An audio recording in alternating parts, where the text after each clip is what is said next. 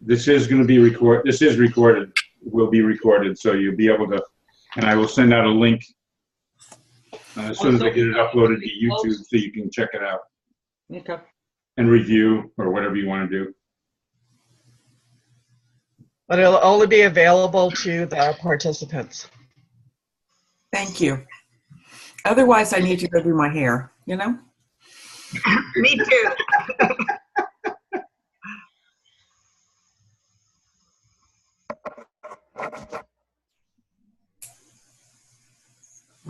Okay, so Sandy, go down to the bottom of your screen and there's a little microphone there. And beside the microphone, there is an up arrow. And if you click on the up arrow, a window will pop up.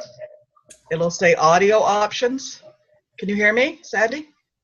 Just nod your head if you can hear me, or give me a thumbs up.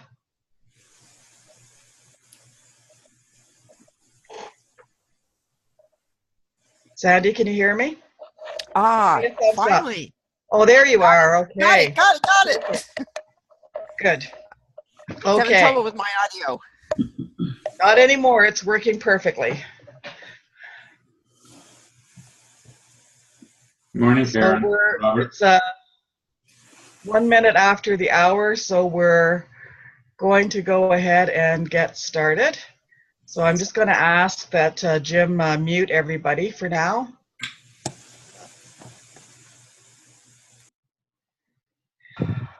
And so we'll just start. Yeah, except you can't mute me. Just make me a co-host. Did I know? Okay, I I'm will. muted. Okay, we're good. Okay, so I'd just like to start with welcoming everyone. We have folks here all the way from Florida right up into British Columbia, Canada, so from the east to the west coast and all of the places in betwixt and in between. So we have 90 minutes full of packed information that will support you not only as an attendee or as a participant in a Zoom conference, but also as a host. So congratulations to all of you for making it into the room and for your willingness to participate. And we're just going to start with a brief prayer. So I just invite all of you just to get comfortable and just to connect with your breath, just taking in a breath and releasing it.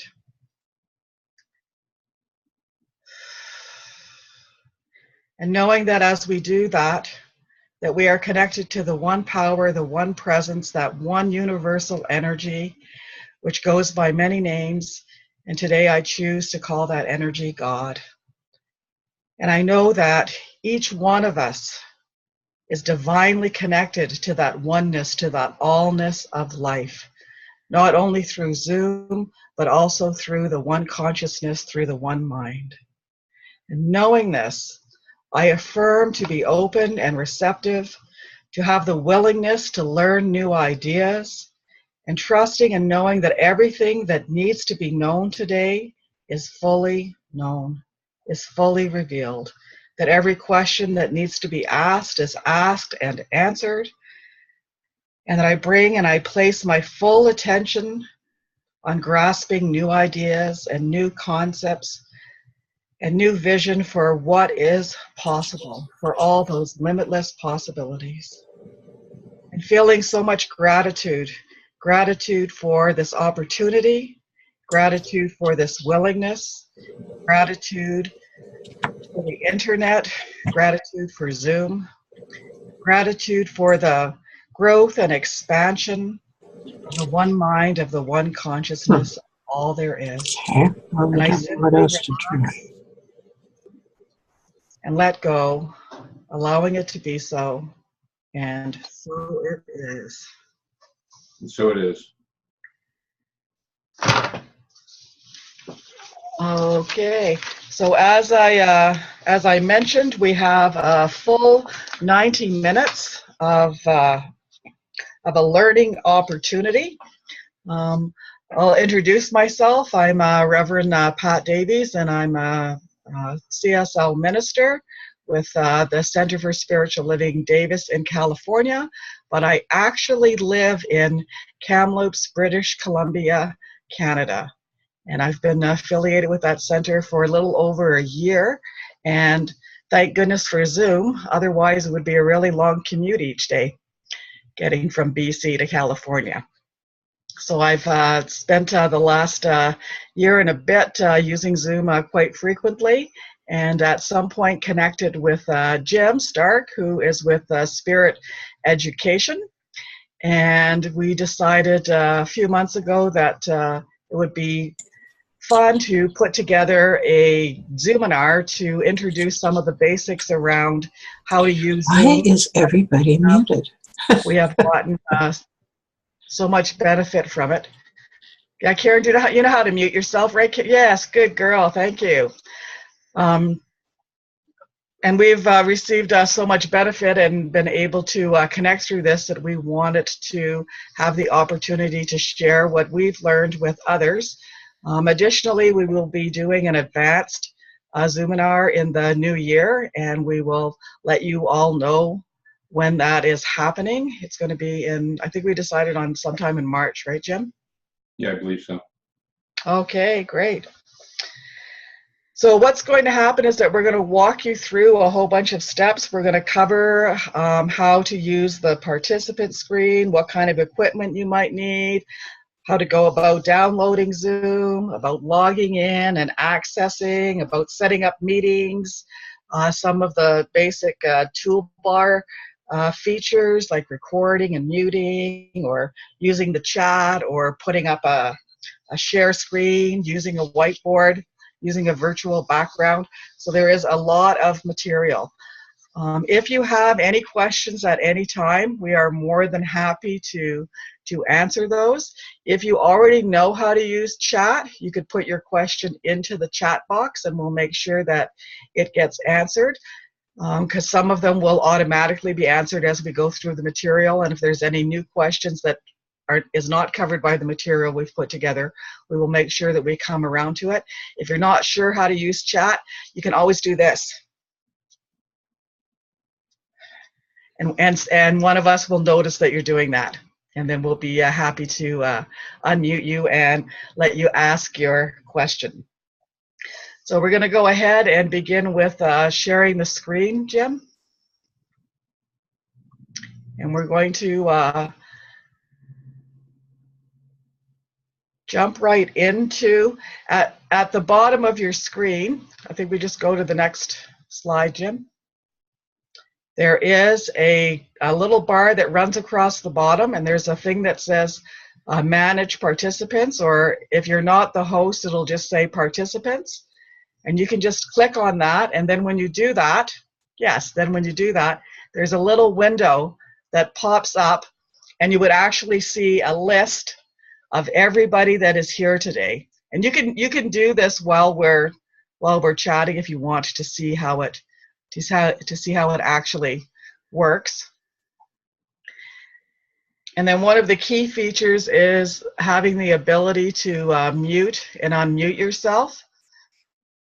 And you just run your cursor over the mute and click on it. You will be muted. Or down at the bottom, there's another little opportunity there that says mute me. Or even down at the very bottom of your screen, there's a microphone. And if you click on the microphone, it would put a slash through it, and that would mean that you're muted as well. So there's several different ways in which you can do that. And you just find the one that works the best for you, or you find the one that works the best depending on what situation you are in. There's also a feature, if you had as the host, if you muted all of the participants, then you could also have the ability to raise hand, which is in that same window, but I think if there's an arrow on the next slide. And you could click on raise hand, and that's also another way of being able to ask a question. Sometimes when you sign in, when you first sign into Zoom, Your name will pop up, but if for some reason you wanted to change your name or you wanted to put the name of your center in instead of just your own personal name. So Jill didn't see the raise hand icon. We'll just go back for a minute. So when you clicked in the participants, it would be right down at the very bottom of the screen. Because of the number of participants we have, you might have to scroll down the sidebar to get to the bottom of the screen. And then you should be able to see it, Jill. Okay, she found it. Perfect. Okay. So changing name. You may choose to change your name or put your affiliation. As the host, you also have the ability to change people's names, but we could all change our own name if we chose to. And then the next slide is showing us where chat is, which looks very similar to the participants window. But on the chat, you'll see that there's a little bar there that says to everyone. So you can actually chat. If you just go ahead and typed a message in there, that everybody would see it. But also if you have a best buddy in the Zoominar with you or in the class with you and you want to have just a private conversation with them, if you click on where it says to everybody, you would get a list of everybody that's in the room. And then you could have a private conversation with them. And then only you and that other person would see it. And everybody, whether you're a participant or a host, you all have the ability to do that. So now we're just going to stop the share for a moment. And while Jim and I are experts, there are also plenty of experts out there. Zoom, in fact, on its website has some very good tutorials and documents that you can look through. And also, if you go on YouTube, you'll find all kinds of videos. The special tutorials that Zoom has to offer are very well organized, very well planned out, and cover things in details.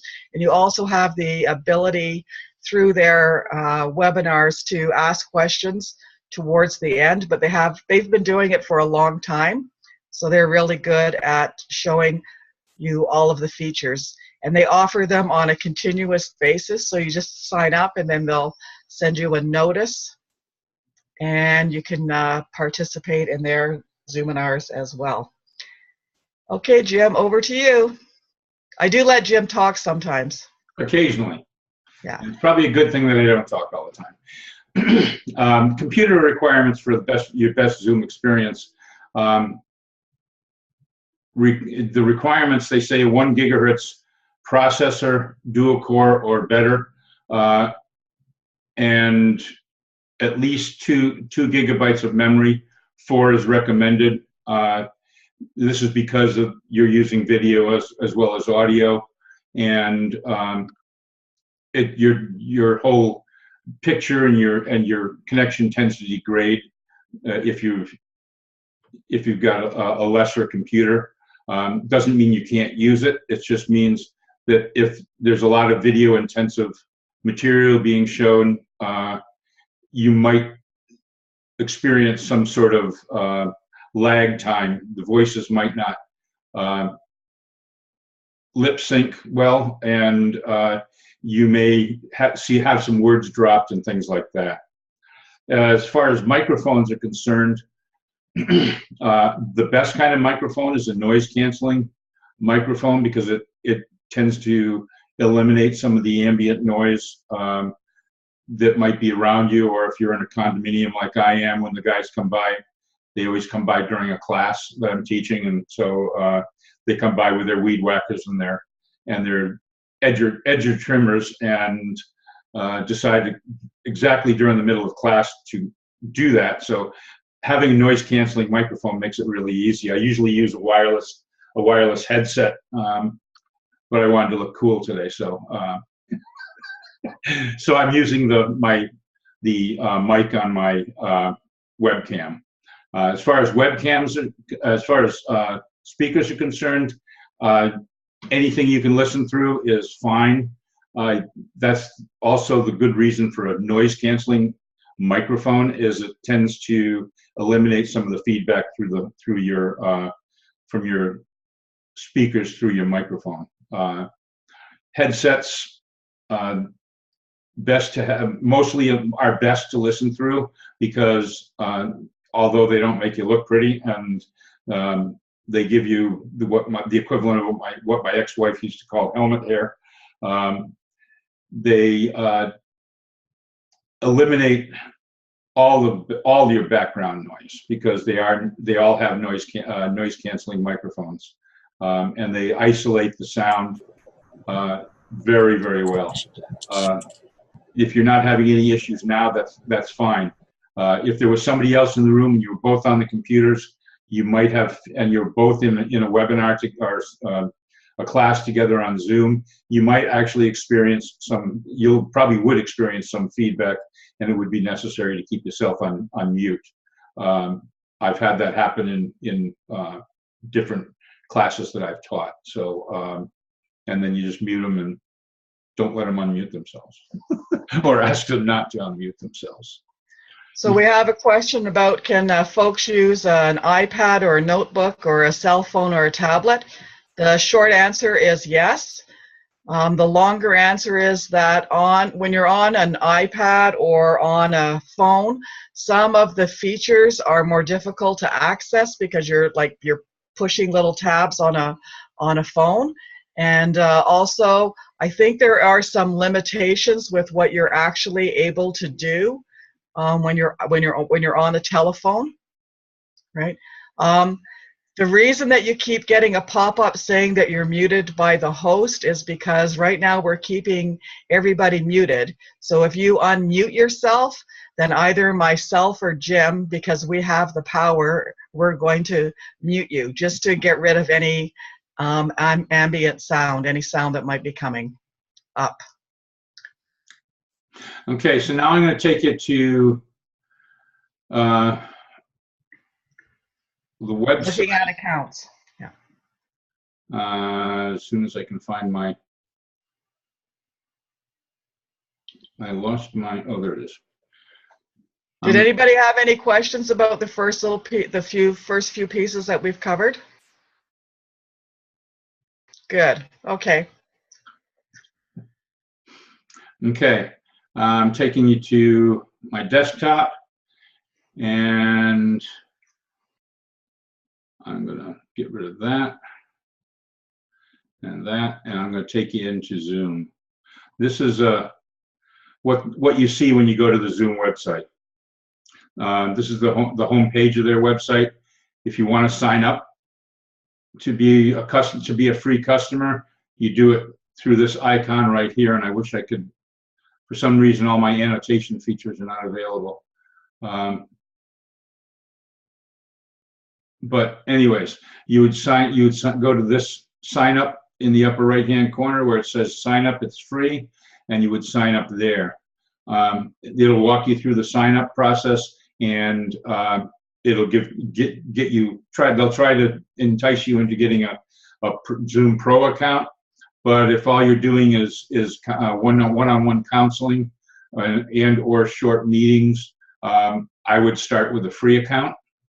You don't lose many features with a free account. It's so featured filled that you'll be very happy with what you get. Now, once you sign up, I don't remember if they actually have a download, automatic download with the sign up, but all you need to do is go to the bottom of the home page, and at the bottom of the home page in the footer is a download button. You click on the download button, it'll take you to the download center, and the top download is all you need. That's your Zoom client for meetings. Once you install that, you'll have it on your desktop. Now, really quick, I'm going to stop. I didn't mean to do that. Go to my We have a couple of questions, Jim, before you go Mhm. on. Go ahead. So, yeah, right now this is a paid account. Someone asked if this was a free or a paid account. So the biggest, if we were doing a free account, we would be time limited by Zoom to 40 minutes. And that would mean that in 39 minutes, or 38 minutes, a message would pop up on the screen saying that the meeting is going to be ended, and it gets automatically ended by Zoom. You have no control over it. You can't do anything about it. It just ends the meeting. So if you're going to be doing classes, then you would want to get a paid account. If you're going to be having meetings with your board or with anyone, then you would probably want a paid account, because on the free account it's time limited, so that's the disadvantage. And then there's a couple of other features that are not available on the free account, but most things are available. So if you're just meeting, one-on-one with someone, then the free account is perfect. Or if someone wants to sign in, they can have a free account and they can sign in and participate in a class that's 2 or 3 hours long. They don't have to have a paid account to participate. I don't believe it's how much is it for the paid account, Jim? $149? I was going to actually cover that, all of this later on. Okay, so we'll get to that piece in a minute. And then someone else asked about the cameras, because we talked about the microphone and the speakers. And Sprite, I don't know, maybe you want to explain, like, what is your question that you have about cameras? I've been told that it's better to get an external camera to put on the computer rather than using the one in the computer if you're teaching a class, and I was wondering if you had any recommendations. As far as cameras, I use, well, mine's on my built-in cameras on my laptop, which is under my desk. So the only thing you'd see right now if I showed you my primary camera would be my feet. So I have an external camera. The other reason is most of the built-in cameras and laptops are not full HD. If you're lucky enough to have one that's full HD, you're one of the few that does. You've got a very expensive computer or a Mac, a very expensive computer. At any rate, yes, I highly recommend it. The only thing it's really useful for is like what you see behind me. Well, actually, the image behind me is virtual, but you see me in all my living color, all my flaws and everything else, and you get a high definition image of me. When you're using if you're using a PowerPoint presentation, your camera doesn't make any difference. So if you're worried about your look, it really isn't that important, unless it's important to you to have a very, very clear picture of yourself online. And if you're going to do something like that, I use a Logitech C920. It's got video and the audio built right into it, and it's an HD. It's an HD camera. So and you can with that camera, you can download from Logitech an application that allows you Zoom capabilities, so you can make yourself bigger or smaller. I can fill this whole frame with my face, or I can get actually even a little bit smaller than I am right now. So I'm only 2.5 feet from my camera. So just that's the way that is. As far as, is there anything else before I go on? Does that answer your question first? I think it's okay if we Yes, go ahead thank you. and move on. Robin, did you have a question? You were. Go ahead and say something. Sorry, I was just going to. I was writing you a chat. Did you say that Mac computers, their cameras are HD or not? They're either HD or 720p usually. And the iPad and the iPhones are HD for sure. Okay, thank you. Sure. So now I think we're at sharing screen, Jim. Okay. I'm only going to share it for a couple of things. I went over that. As far as once you download and install the application on your desktop, this is what you'll see an icon. If you've got a Mac, you'll see it in their applications bar at the bottom of the computer. If it's a PC, it'll be randomly stuck in the first open slot on the left side of your desktop. This is the icon you'll see. It'll be obviously much smaller and the same size as all your other icons on your desktop. So this is what you would click on. When you clicked on that, this screen, once you've installed Zoom, this screen will pop up for you until you're signed in. And it says join a meeting. You click on join the meeting. And when you click on that, you get this little box here, into which you plug the meeting ID, and which is usually a 9 or 10-digit number, and click on join. You can also designate to not have your audio turned on and to have your video turned off from that screen. If you have a Zoom account, whether it's free or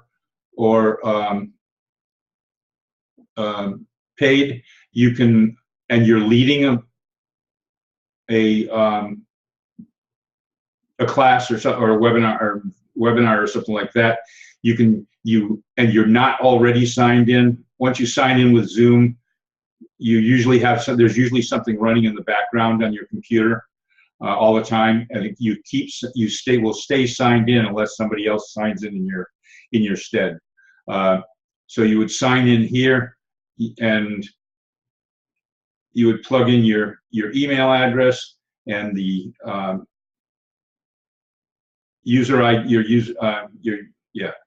your email address, which is your account Your password. and then you would plug in your password and then click sign in. And what you'll see now is this. And then you click on join, and you plug in your meeting ID and join the class, and just click the button on the join below the meeting ID and click and join the class.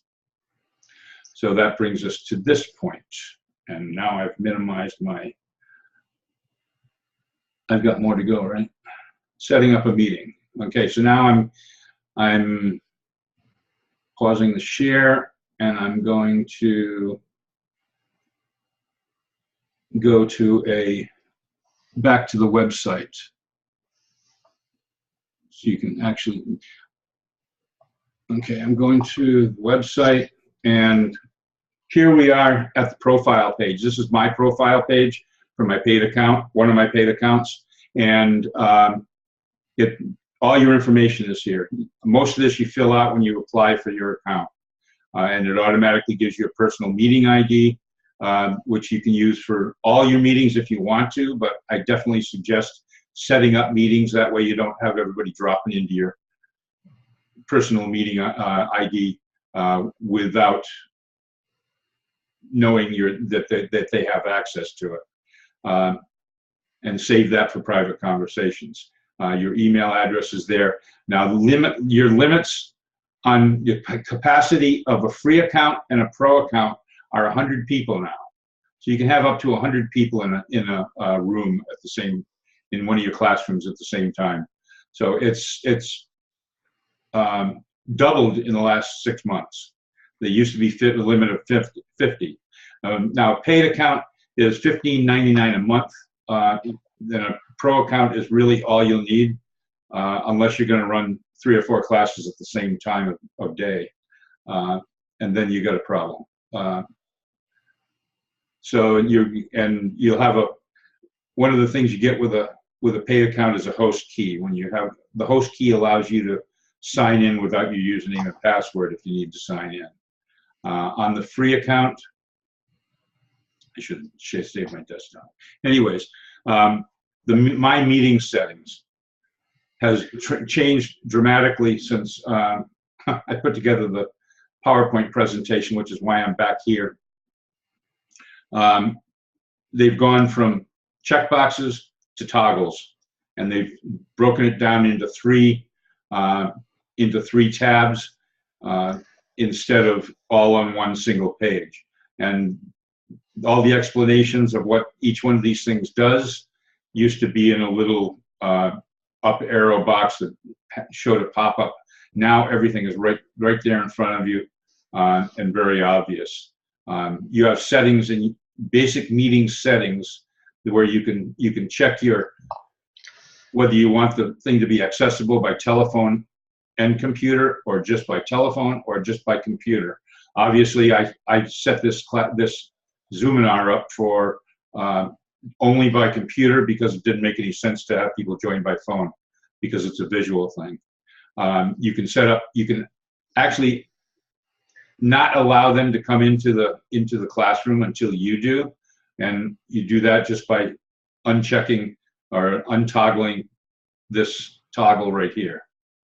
So and it gives you a little pop-up that says the setting has been updated or changed when you do that. So you can't do anything accidentally without it notifying you that you do that. You can require passwords for personal meetings, but you can also, with the paid account, you can do other things. You can have registration with a paid account. That's a paid account only thing. That's what we did with this Zoominar. It eliminated me having to use my learning management system to get everybody logged in and signed up, and gave you an individual, unique password to access the website, access the Zoom room. You can set it to private chat. You can eliminate chat altogether. You can encrypt if you don't want the NSA getting into your taking free classes. You can have end-to-end encryption on your calls, and the sounds, the little ding we get when we come into the room, you can set that as in different manners. You can allow file transfers through the chat room, or you can not allow them, and you can set it. This is a new feature, feedback through Zoom. You can have a co-host with a paid account. You cannot have a co-host with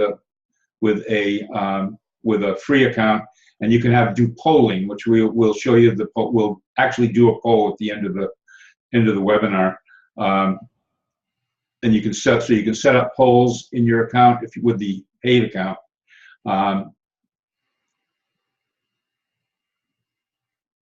You can annotate. Oh, my annotation's turned off. That's the problem. I don't know why that was, and you can do whiteboard.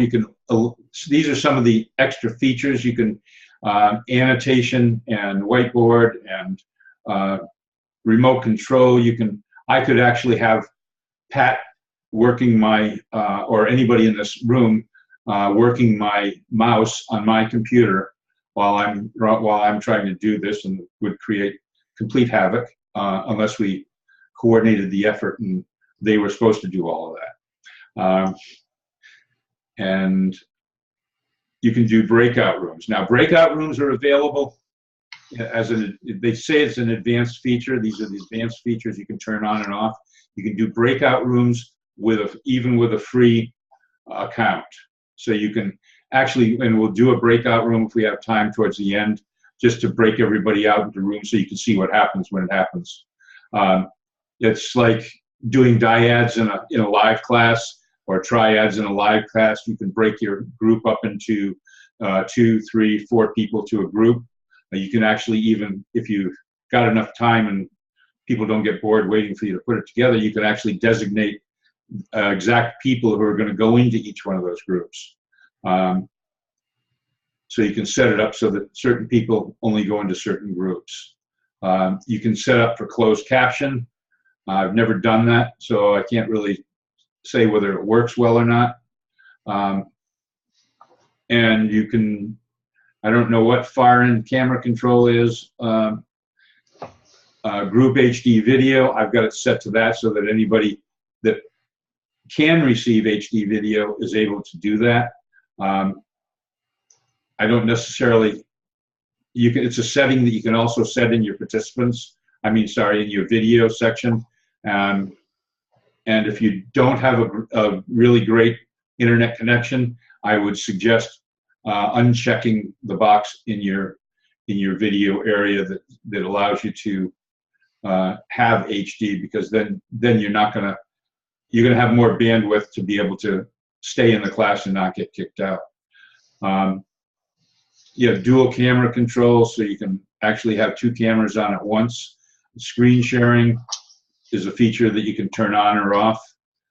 There's a new one called Waiting Room. Some of these things are only like in the last 2 weeks. I'm not exactly sure what the Waiting Room is, but what it says is the attendees cannot join a meeting until the host admits them individually from a waiting room. So you can stay in the waiting room forever if the host doesn't want you. If you're the host and you don't want somebody in your class, or you've ascertained that they have not signed up for that class. And there's also email notifications. Somebody was alluding to this, I think, as a question. The email notifications about, but that's more in setting up your attendees and who your people are going to be in your class. And I really don't know what the answer to that is, except that maybe a lot of those people are ending up with their mail going to the junk folder or the spam folder. That's why I use my Outlook and just copy and paste the invitation into Outlook, and I keep track of all the people that sign up for a class through either registration or other things. The invitation email is one that you send out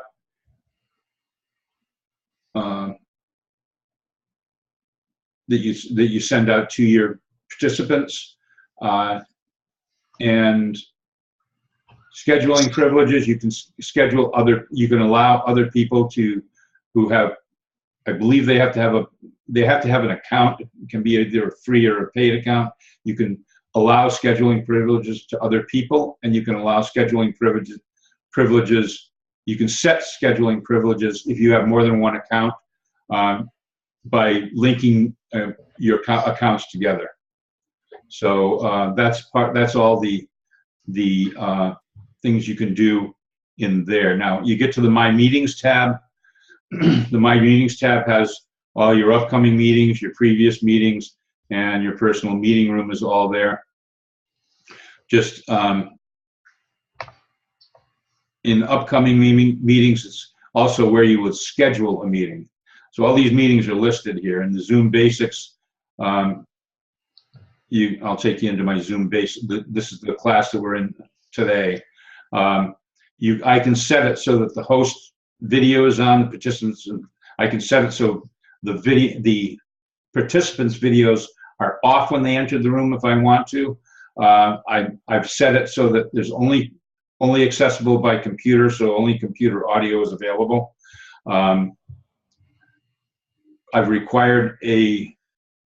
I've enabled join before host, and blah, blah, blah. Down here, there's also, with a paid account, you'll see this part down here. With a free account, you will not. With this, you can add registration. When you add the registration, this gives you the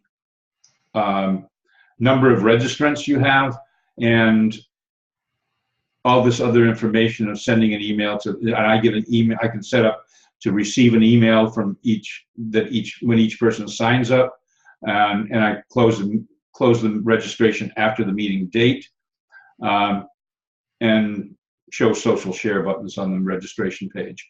The email settings, you set it up to have the email sent to you, or if you want to designate somebody else to be the receiver of the notifications of class, you can do that. You do that too.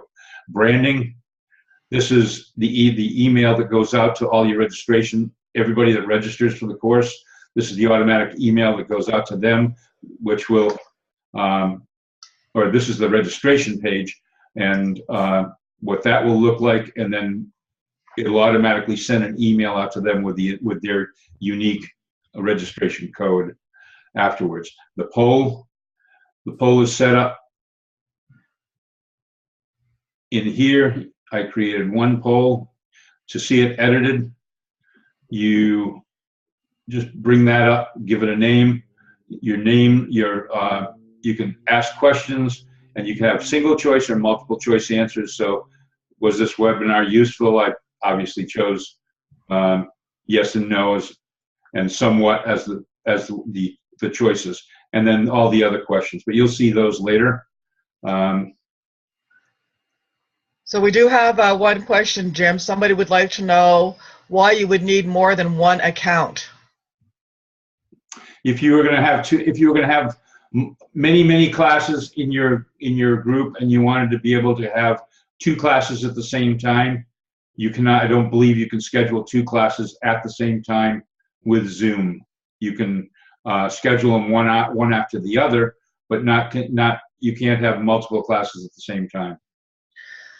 Okay, and someone else would like to know, with the paid account and with registration, can you email through Zoom using the email? You'd have to enter in the email addresses, it says, I guess, right?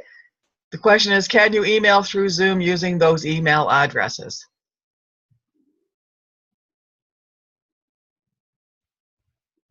Good question. I think you'd have to enter each person's email address, I think.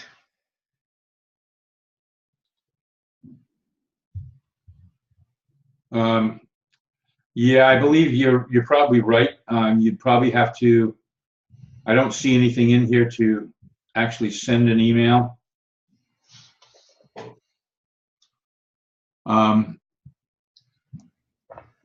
I haven't used it for that purpose. The only thing I've used it for is viewing the registrants, and then I copy and paste this into a document.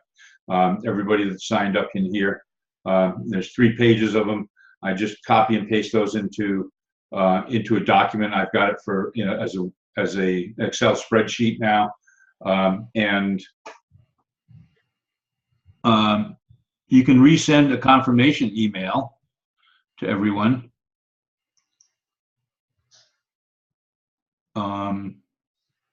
According to this, but when I click on it, nothing happens. That's because we're already past the date of the class. But I believe I don't know if you can actually highlight all these people all the registrants at the same time. Yes, you can. So I could send a confirmation email, resend a confirmation email to everyone just by clicking this box at the top here next to the registrants, and click on resend confirmation email. Or I could cancel all your registrations by doing the same thing, but we won't do that. Would you like to stop sharing screen for a moment? And then we have someone wants to know if you could actually schedule a meeting using Google Calendar and then send invites through it. You can. I think you can. You can actually.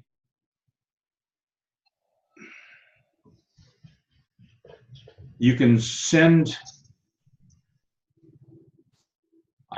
For some reason, I don't have it added, but there is an addition. I can't show it to you because I'm not sharing my screen, but you can add it to your Google Calendar, your Yahoo Calendar, or your Outlook Calendar, and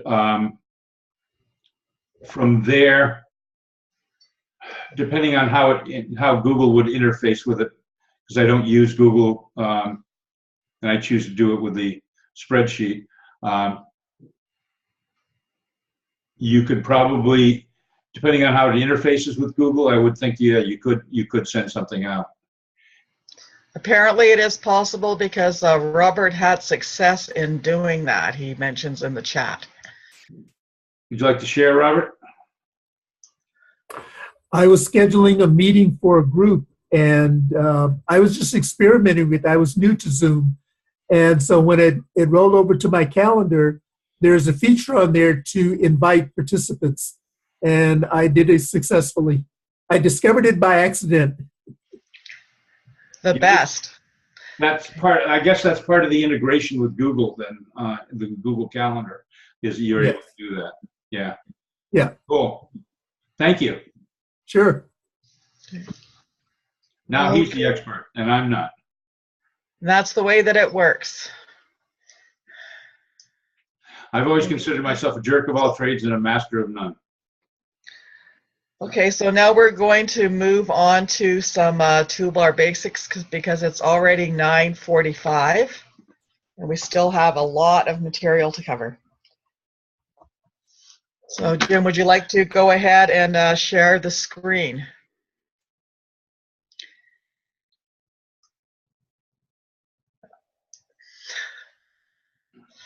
Okay. Well, for some. So now we're just going to go over some toolbar basics that you can, like as the administrator, you have different abilities than when you're just the attendee. So as the administrator, one of the things that you can do is record the whole session, which is what we are doing that right now. The easiest way is just to click on the record button. Then you also have the ability to mute. And I think I explained this earlier, that there's 3 different places where you can mute yourself or you can unmute participants. I think that's pretty straightforward for everyone. Also, when you're in a meeting and you decide after the meeting started or just as it's starting that you want to invite some other participants, you can just click on, as the host, there's a little button down at the bottom of your screen. So you guys won't see that on your toolbar right now because you're not the administrator, you're not the host, but there's a little invite button and you just click on the invite and then you can, I think it's the next screen, you can send them an email. Oh, okay, we didn't have a screen for that. You can send them an email right through Gmail or Yahoo Mail or whichever default email that you want to use.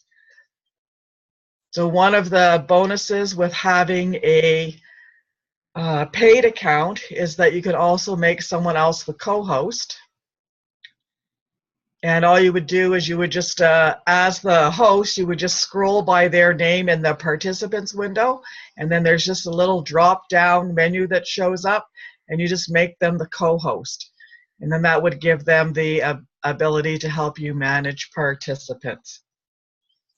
So one of the things that you, as the host, or the advantage to having a co-host and why it's nice to have 2 people or someone designated as the co-host when you're offering a class or something like that, is that they can then behind the scenes take care of any of the business that needs to be taken care of. For example, muting and unmuting people rather than you having to stop to try to figure out how to do that yourself if you have someone assigned. So for example, when I'm speaking, Jim is keeping an eye on everybody and checking the chat box to see if there's any questions, watching if someone popped in at the last minute or something like that, making sure that they get put on mute, or answering any questions in the chat. Some questions can be answered in the chat. You don't actually have to address them to the whole group.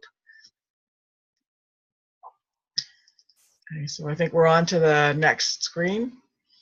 Okay.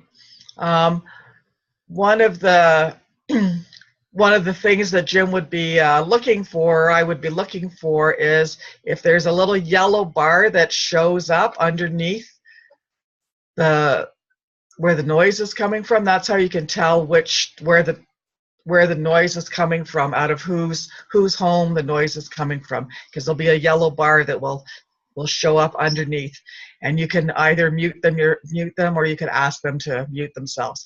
So if you have the full display of everybody that's here on the screen and you're not sure where the noise is coming from, you just watch for that yellow bar. Okay. When people are using the phone, there's a whole bunch of different commands and stuff like that, but they're all on the Zoom website. And if someone's only going to be using the phone, then they would need to figure out what those are.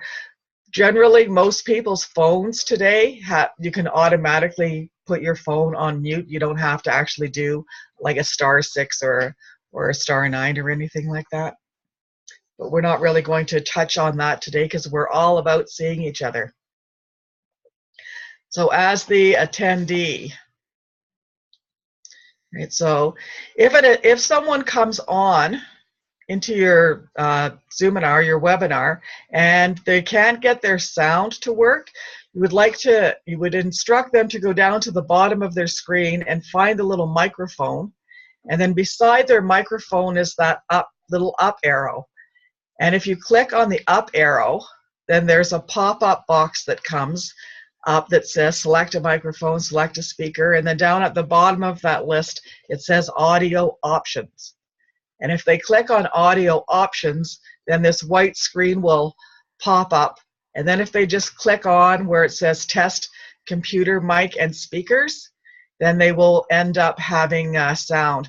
The reason why sometimes your sound may not work when you first come on is that the computer thinks that it has another job to do, and it's doing another job. So if you've been watching YouTube videos or having a different kind of a conference call or something like that, the computer thinks that it's still being used for that. So it's confused. So we just want to give it some clarity, right? Well, and you also, if you've got a set of headphones as well as your speakers, both of those things may pop up in the speakers area, and if you have more than one microphone, I have like 3 different microphones on my. There's one built into my laptop. There's one on my webcam, and there's one on my speaker. I have to choose which microphone to use in order to know which one is being broadcast through. If it's the one on my laptop, then it's so far away it's not going to really pick up much sound. So that's part of that too. So, and generally speaking, most of us are just using our laptop and the speaker that's in our laptop. But when you start to use headsets and webcams, then it becomes a little bit more possible that the default could be set on something different. But generally, just doing that audio options down at the bottom there will help you, and doing the test will automatically tell your computer to reset itself and use the microphone that's in your laptop. Okay, so I think we can do the next slide. Okay, so for the video, same thing. We have as a participant or an attendee, you can have your video on or off. And again, you just go down to the bottom of your screen, you find the little camera, you click on well, if you just want to turn your video off, you can just click on the little video camera and you'll get a line through it, and then your video will go off. And in most cases, what will pop up on the screen is just your name, the way that you've signed in. Now, when you set up your Zoom account, if you actually put in a picture of yourself or the logo from your center or some other file, then that's what will pop up. So we could just do a little experiment for fun here. If everybody goes down to where it says stop video and then just click on it, we should end up with, there we go, Robin did it. All right. See, so a couple of people have pictures because when they set up their account, they put a graphic in or they put a picture of themselves. Okay, now I'd like to see y'all come back. So if you go back to your camera and then click it back on, there we go. So whether you're the host or you're the participant, you have the ability to do that. Okay, so back to share screen.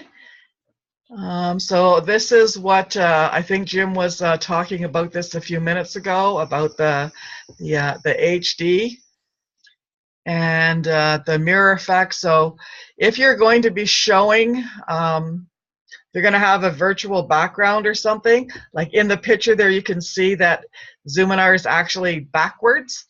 But when you look at Jim right now, you can see that it's actually facing forward. And is that because you clicked on that or you didn't click on that, Jim? That's because I didn't click on that. It's not checked on my screen. Not checked, yeah. And you So can see in the picture there that it is checked and that Zoominar is backwards. Yeah. So you would want to make sure that that's also. moves. So a lot of the details for this kind of stuff, it's really for more advanced stuff. Generally speaking, when you first sign up, they're all set to defaults, and I would just encourage you to leave them at that until you become until you're more sophisticated, or if you have a better understanding of how, if you're more computer techie or you're a bit of a geek, then you can play around with it. Now, if you want to look 20 years younger, that there's one setting there that says touch up my appearance. It puts a Gaussian blur in front of you and takes about 20 years off your life. Makes you about 20 years younger. Takes away all the wrinkles and all the age spots that I have and everything else. So one of the other things that was that someone just mentioned in the chat is that one of the reasons that you may want to put your stop video on is that if you do need to step away from your computer for some reason, you can just click on the stop video and then people won't see you, and you can mess with your hair or take that drink or go take care of yourself in the other room or answer a question that somebody's asking you, right? And then someone wants to know how do their grandchildren know all of this stuff, because it's now embedded in our DNA and in our genes. So when the kids are born now, they just automatically know all of that stuff. Right. Just part of what Desmond gave as her answer, I believe. Okay, so moving along here. Chat. Oh, chat. Okay, so the chat, it looks like several people already know how to use the chat. It's a great feature when you have a class going on, or when you have people wanting to ask questions and not disrupt the flow of what you're already presenting. They can just go down and click on the chat button. This is actually pointing to record, Jim. Sorry? Okay, you want to hit. Okay, now it's pointing to record. But anyways, can everybody, especially the folks that haven't used it yet, if they go down to the bottom of their screen and find the little chat bubble and click on chat, and then up in the top there should be a little box that says to everyone. If people just want to type in hello or goodbye or nice to see you or looking good. There we go. Just want to give everybody a chance to experiment with that, especially if you haven't had an opportunity to use it before. Ah, Alaska's in the room. All right. So, and as I mentioned earlier, you can either chat to everybody in the room, or if you wanted to send a private message just to me, you could click on the little arrow beside everyone and then find my name. And then you could send me a private message, and I'll be the only one that knows what you said to me. Just like that, like Desmond's saying something to me, but I'm not going to tell you what Desmond's saying. Moving right along. Yeah, and I am the only one that can see it. Jill. Okay, so moving along here. Oh, we mentioned the raise hand. So if you wanted to have people raise their hand in the middle of a webinar, I've never really used that feature at all, because I just have people put things into the chat. But it is available to do that. If someone was phoning in, there are toggles that they could use so that they could raise a hand, and then you would be able to see that they had a question that they wanted to ask, and then you would be able to unmute them and let them ask their question. So next slide there, Jim. Oh, now we're at sharing the screen. Okay, this is a excellent feature of Zoom, being able to share screen, especially if you've put together a PowerPoint presentation that you want to share with your students, or if you're holding a meeting and you want to share the agenda, or if you're working on a document in Google Drive, then you can use that as well. So when you go to share screen, when you first click on share screen, what happens is that this window here pops up. And so what it's showing is all of the things that are opened on your computer. So in order to share something, you already need to have it opened on your computer. And then depending on what the application is, if you're sharing an application that has sound built into it, then you would want to click on Share Computer Sound. And also optimize full screen for a video clip. Now, a little bit of a warning here: if you are going to be sharing computer sound and video, it is going to use up a lot of your bandwidth. So you want to make sure that you have a very solid internet connection.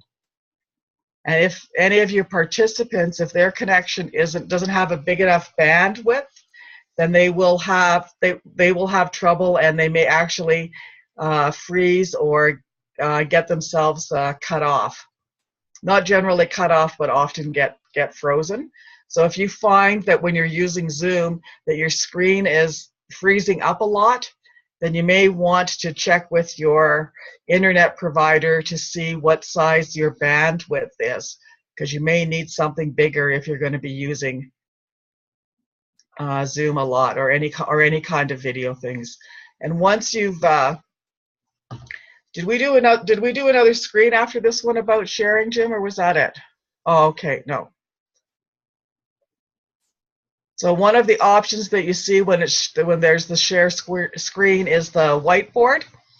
And when you go on the whiteboard, there's all kinds of little tools, a little annotation bar there that allows you to spotlight and to draw pictures. The details for using all of this is something that we are going to do in our advanced. We just wanted to point out, do we have an idea of the minimum bandwidth needed for full use of Zoom? If you went on to the Zoom website, they have a list of a suggestion of what they recommend in terms of computer and what your internet connection should be. But I think you're pretty good, Karen. I think you had a problem before you increased your bandwidth, but I think you're good now. So polling is another feature that you only have with a paid account. It's not available with the free accounts. So if you're wanting to get feedback from people, it's very useful. If you're wanting to perhaps make a decision about something, you could use it for that. We actually put together a poll for today's class, and we're going to put the poll up right now, and we're going to give you a few minutes to go ahead and answer it. I think there's 5 questions or maybe 6.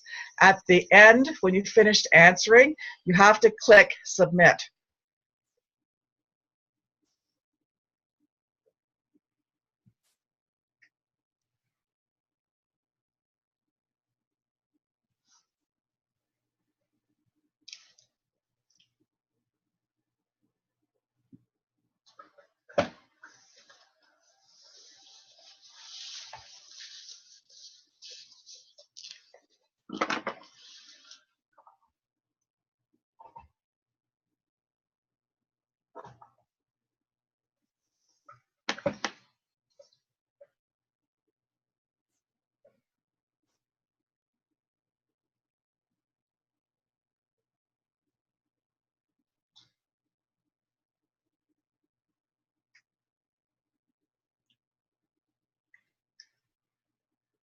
About half of you have finished it.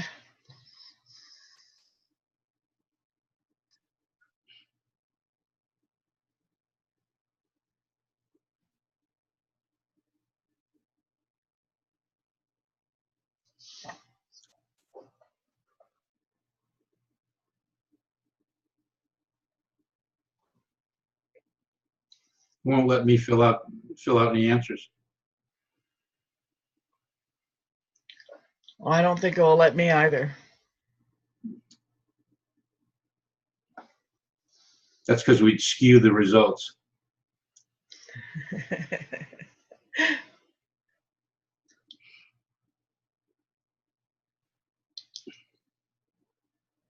Just 2 more people to go. I have it. You know who filled you out, are. but it won't. It won't let me submit. It's down at the very bottom. Who's saying that? says- Nothing happens. I click on it. At the very bottom, it says, and it should say submit. I know. I'm clicking and nothing's happening. Oh, Okay. sorry about that. Then I'm going to end the polling. You can keep clicking for. Hey, thank you so much. Thank you. Yeah, isn't it great when you can see everybody's face? That's what I like. Someone just put that in chat. See all the wonderful people and the smiling faces. So, and it does provide a certain level of intimacy, because sometimes there's a resistance by people thinking that, you know, meeting online is not personal, like it's not friendly, you can't really get to know people. And I'll just say that based on my personal experience, that is not true, because I have met some very wonderful people online and through these rooms. And yes, it is always wonderful when you actually get to meet people face to face and in person. But if that's not possible, because I mean, I don't who's from Alaska. Like, I haven't even been to Alaska yet, so it might be a long time before I meet Anne in person, right? But also there are opportunities where, as an organization, we all come together for different conventions and conferences and things like that. So eventually you will get to meet everybody in person. I trust that you will, or all the people that you're supposed to meet, you will meet in person. And generally my experience is that everybody's very much the way they are in Zoom, or the way they show up in a class, and then when you meet them in person, they're very much alike. There's not huge differences. Always a couple of little surprises, like sometimes somebody's taller or shorter than you think they're going to be, but generally their personality ends up coming across, and they're very much like that. So, okay. So next, so as the host, when you're hosting, and when you one of the features is breakout rooms. So I think we have a slide for that, and I think we're actually going to go into breakout rooms. But I think there's a slide first to show us where that is. Yeah, we're kind of over our time. I don't want to. No, we're not. We're good. Okay. Oh, we're good. No, that's chatting.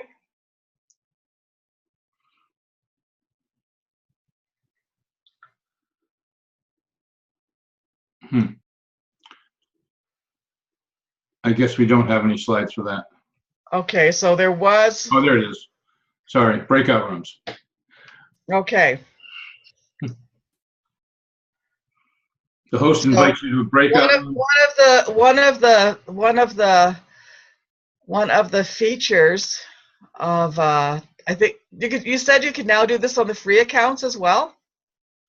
Yes, you can do breakout. Here's. There we go. That's what you wanted. Well, so one of the bonuses, or one of the great features, is a breakout room. So when we're having classes, there are many times when it's nice, when you just want to have a small group, when you just want to have a group of 2 or 3 people to have some time to have a discussion. So you can, as the host, you can set up the breakout rooms. You can say how many people you want in each breakout room, and you can say whether you just want it Zoom to automatically figure it out for you, so do it randomly, or you can actually click on the button that says manual, and you can assign people to be in specific groups. So I believe, Jim, we're just going to go ahead and do that. So what's going to happen is that in a moment, there'll be a screen that pops up asking you to join a breakout room. So just click on that and say yes, and then you'll have a chat. I don't know, how many people do we have here today? I think there was 16 or something. So maybe we want to put 3 or 4 in each room, Jim. And then when you're in the room, then you can see what it's like to be in the room. You can be unmuted. You can have a little chat with whoever you end up with, and then we're going to call you back in. Jim will call you back in, and then you can pop back into the larger room. One of the features that as the host, when you're doing a breakout room, the rest of the group is in breakout rooms, is that you can pop into each room separately and say hello and check in and see how things are going, if you need to do some extra facilitation or whatever for whatever reason you might need to do that. But we're just going to have a little sampling of that. 1, 2, 3, go, Jim. Okay, so you just join in.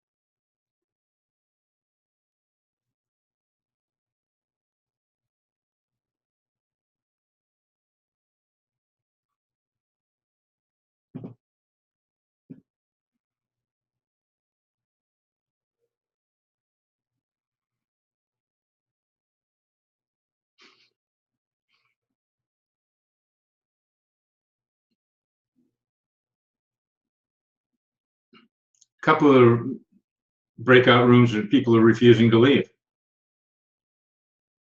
And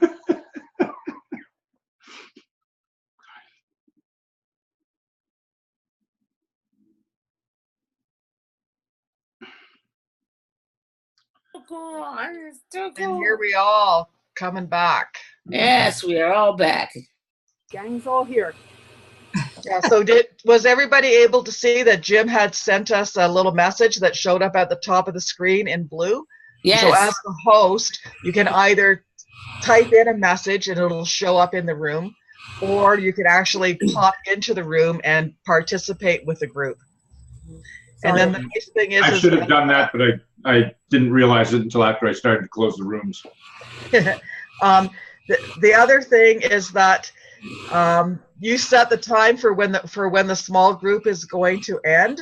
So I don't know about any of you, but if you've ever been teaching a class and then you've put people into small groups, have you ever noticed that sometimes they want to go a little bit longer than what you actually have allotted, the time you have allotted? So the Zoom will automatically close the room after a certain time period if you set it up that way. Yeah. And they'll get a little notice saying that this room is going to close in 40 seconds, 39 seconds, and it does a countdown. So It's a standard 60 seconds for the room to close out. I don't think you can actually set the time, but yeah. And there was a group that held out like they didn't want to come back. I almost. That's the chatty group because there's always one of those groups. Always one of those groups. Right. Okay. So I think we're on to the next slide.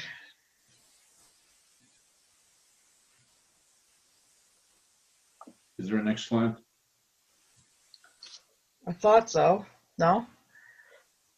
That's the breakout rooms. Yeah, that just.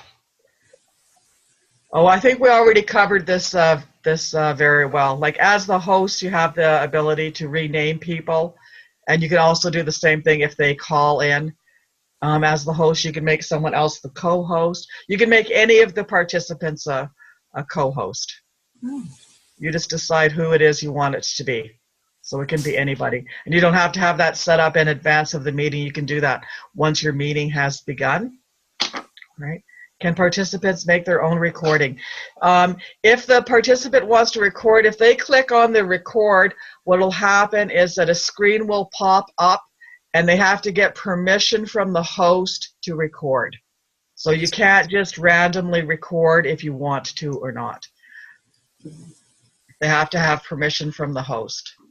The one thing that you can do, which I don't believe that we mentioned, is that if you clicked on your chat box down at the bottom where there's that little more thing, you can save the chat. Everybody has the ability to do that. So anything that's been typed into the chat box, if you click save the chat, it will automatically put it into a folder on your computer, because when you signed up for Zoom, there was a folder made, a Zoom folder. There was a Zoom folder made, right?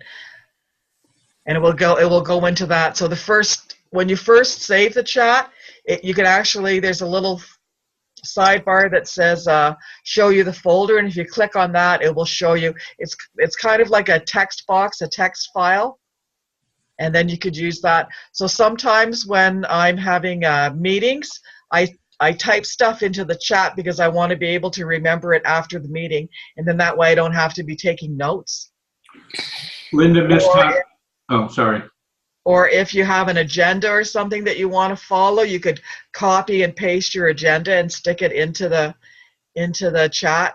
There's also the ability to send files through the chat, which we really didn't cover today, and we're not really going to have time because there's a couple of other things that we want to get to before this is over.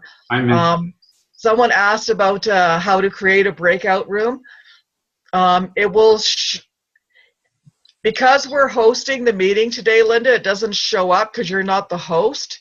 So when you open up your room in your free account, there's a little down at the bottom in that toolbar that runs across the bottom where the mute is and the video and the participants. There'll be one that says breakout rooms. And then you just click on that. Does that answer your question? Yes, okay. Yeah, right now, the toolbar that I'm seeing and the one that Jim is seeing is a little bit different. Yeah, if you look at this picture, actually, that Jim has up right now, because he wants to get moving on our agenda to the next thing, which is our virtual backgrounds. But you'll see at the bottom there, beside the record button, there's a little breakout rooms, 4 little boxes together like this. And it says breakout rooms beneath it. It says breakout rooms, yeah. Okay, Jim, virtual background. Virtual backgrounds are a feature that you can have with a free or paid account. You can only do them as the host, though. You can only use them as the host, I believe. I've never been able to access the virtual backgrounds when I'm in somebody else's classroom. But virtual backgrounds, they look great, and I'm going to get out of sharing now, and you can see my virtual background here. I have the option. It's available in the video folder. When you go to the little up caret next to the stop video, and go to, when you have a paid account, or not a paid, when you're the host of an account, you go to video settings and then to video background, which you can't really see. You'll see a pop-up. Let me go back to screen share and you can actually see it in there. Sorry about that.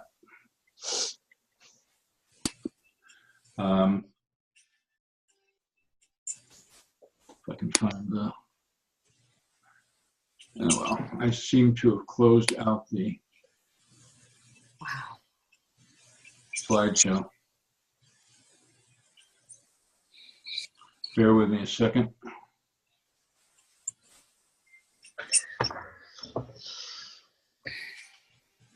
So what? Do you want to say something, Pat?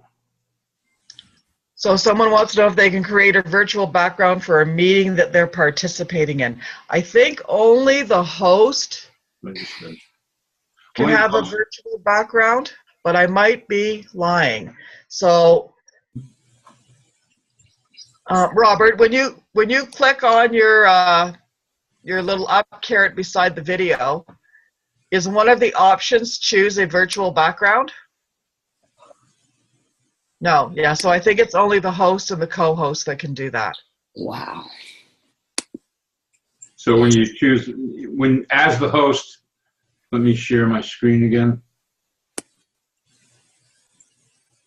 As the host, when you go to the video section, at the bottom, you'll either see video settings or choose a virtual background. You click on choose a virtual background and it brings up this screen right here. And it gives you a space to add your own virtual backgrounds. I'll show you that in a moment. And you need a green screen to do it. And if I did it without a green screen, it would just pick up pockets of color and add the background to those pockets of color, and you wouldn't see the actual background. But you can add many, many backgrounds to this.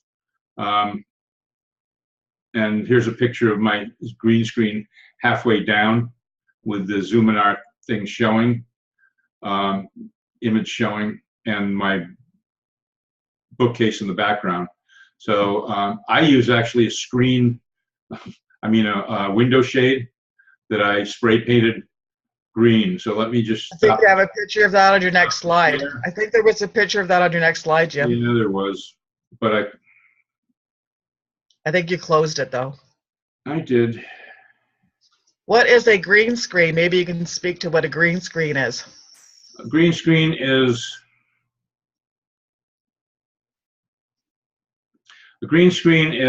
I'll show you mine. And this is a green. You can actually buy them pre-made. Jim actually made his own, but you can actually buy them. I'm guessing would it be at a photography store or a computer store? You can buy them online from Amazon or anybody else. This is a window shade spray painted with fluorescent green paint. You can buy on Amazon. I had it open before. From Amazon, just type in green screen, and you can get a 5x7 fold-out green screen, sort of a twist-up green screen, like your window protectors or dashboard protectors. They roll up or twist into a circle. You can get a 5x7 for about what it cost me to do this one, about $35 to $40. And this is a 6 foot shade behind me. If you want the basic instructions on how I built this thing, and you want to hang something like this on your wall, which is, mine's attached to the top edge of my bookcase and just folds up and doesn't look like anything when it's folded up. But once you choose some images for your green screen, and I recommend HD images, high definition images, which you can get from a lot of free websites, then you can do something like this or that. You put yourself in the woods Stick yourself in a vortex.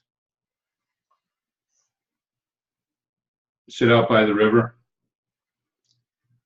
You can sit in your own personal bombed out sanctuary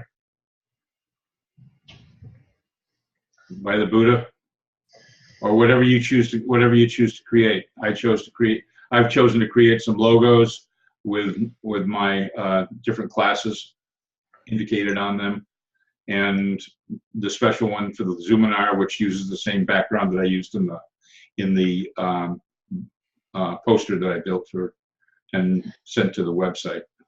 Everybody's So, website. do you just have all of those slides in a folder? Are they on a PowerPoint or just a regular? I just showed them that they were. Let me share my screen again.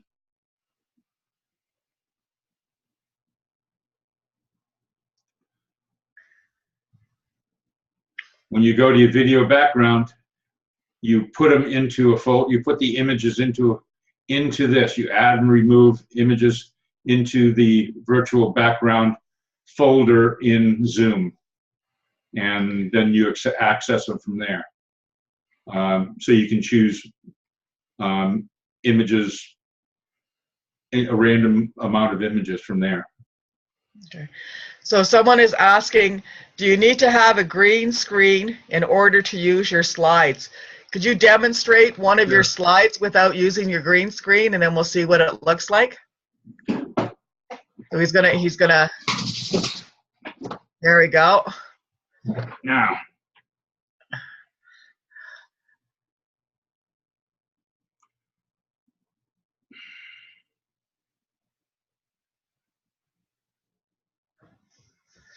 and apparently people are saying that as participants, when they click on their little, the up caret beside the stop video, they do get an option under video settings, and then they can choose a virtual background. Robert, do you want to just try doing it at your end and see what happens? Oh, you might not be able to because you probably don't have anything in that folder, but while Jim is finding his, there we go. So there's what that first image of a virtual background looks like if you do not have a green screen. You can see Jim is scrolling through the different images. So the answer to, do you need a green screen, is a resounding yes. you might actually be able to get away with, oh, sorry about that. You might actually be able to get away without using a green or a blue screen by having a different color wall behind you, a single colored wall behind you. The problem with that is that you can't get out of there. Sorry about that. The problem with having a white wall or a different colored wall is it might pick up just like this picked up different parts of the background behind me and my hair and everything else. It may pick up just random random parts of your face or your shirt that you're wearing or something like that, and make that part of your green screen. So unless you want to get a blue man outfit and have nothing but your actual face show, or be invisible except for your hands, then you need to have some color screen behind you. And it would, if it's not, the thing about a green screen is they call it chroma key colors. In other words, it's a fluorescent or luminescent color that is not normally found in people's clothing or their faces and other parts of them. So it's a unique, usually a unique color. So that's why I can wear a green shirt. I should have worn a green shirt today. I can actually wear a green shirt and it will not be picked up by as part of my green screen. So I just want to bring everybody's attention to the time, and we actually kind of sort of finished on time, but we are going to stay here for any questions. If anybody has any questions they would like to ask or anything that they would like to say before we close out. Jim, do you have the dates handy for the advanced Zoominar? Because I don't know where I wrote it down. I think I wrote it down in my date book for next year because I'm not quite proficient at using the Google Calendar on my phone yet because I'm becoming technically advanced. Yeah, I could probably access it. I know it's going to be in March, so. Yeah. In the advanced, we're going to go into a lot more detail. People can just unmute themselves if they have questions at this point. In the advanced, we're going to be going into a lot more detail about some of the added features, including whatever updates and changes they have made to Zoom between now and then. Because as Jim mentioned earlier, we had done a whole presentation for registering and scheduling meetings, and then just in the last week or so, they changed a lot of those features. So we need to update some of that. We're looking at tentatively March 23rd for the advanced Zoom class. Which is a Friday at the same time. So I have a question. Mm-hmm. On the chat, when I sent a private chat, how does that person know you've sent them a private chat? Oh, that's a very good question because we didn't actually cover that. So that little chat bubble starts. It turns color. It turns on my computer. It turns orange. I'm assuming it turns the same color on everybody's computer. So if people have been chatting and you haven't noticed, if you go down to that little chat bubble and then you just click on it, you'll see all of the chat from the time that you signed on into the room until we're finished. If there's any chatting that takes place prior to somebody joining the Zoom room, they won't see the earlier chat. They'll only see what's in the chat from the time they signed on. So but my question is, when I send a private chat to somebody, yes, I sent one to Ann. How would Ann know that I sent her a private chat? I just sent a chat. On her computer, the little icon, the little chat icon changed color. Now, just for a second, right now, I am sending a chat to everyone, and your chat icon on the bottom of your page should light up. Mm-hmm. Mm-hmm. And that's what will happen when you receive a private chat or a public chat from everyone.